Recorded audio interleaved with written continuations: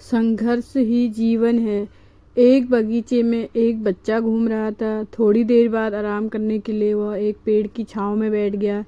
तभी उसकी नज़र पेड़ में एक छेद पर पड़ी और उसने देखा कि उस छेद के अंदर एक तितली थी जो उस छोटे से छेद से बाहर निकलने के लिए संघर्ष कर रही थी और उस छेद को और बड़ा करने की कोशिश कर रही थी।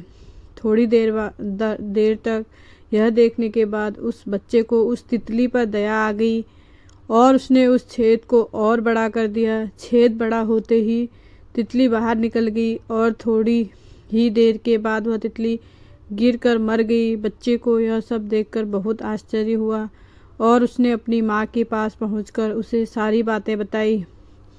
माँ ने कहा, बेटा, तुमको उस तितली को आज़ाद करने के लिए उस पेड़ के छेद को बड़ा नहीं करना चाहिए था। बच्चे ने उत्सुकतावश पूछा, क्यों माँ? मैं तो केवल उस तितली को आज़ाद होने में उसकी मदद कर रहा था। माँ ने आगे कहा, तब तितली उस छेद से बाहर आने के लिए संघर्ष करती है तो इससे उसके पंखों सहित पूरे शरीर को मजबूती मिलती है और फिर वह आगे अपने जीवन की कई समस्याओं का सामना स्वयं करने में सक्षम हो जाती है। लेकिन तुमने छेद को बढ़ाकर उस तितली को संघर्ष करने का अवसर ही नहीं दिया, जिससे बाहर निकलकर तितली किसी छोटी कठिनाई का भी सामना नहीं कर सकी और उसने दम तोड़ दिया। माँ ने फिर आगे कहा, संघर्ष को हमेशा जीवन का हिस्सा समझो और उससे भागने का प्रयास कभी मत करो, क्योंकि संघर्षशील व्यक्ति को अपनी मंजिल हासिल करने में दुनिया की कोई ताकत नहीं रोक सकती, क्योंकि उसके पास जुनून होता है जो उससे कोई नहीं छीन सकता।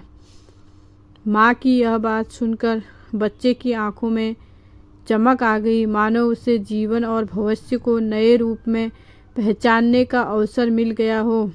मित्रों, किसी विचारक ने क्या खूब कहा है, समस्याएं वॉशिंग मशीन की तरह होती हैं। वे हमें कपड़े की तरह घुमाती हैं, खंगालती हैं और फिर बाद में सुखा देती हैं। लेकिन जब हम बाहर आते हैं तो साफ, सुंदर और हर प्रकार की गंदगी से बाहर आकर निकलते हैं।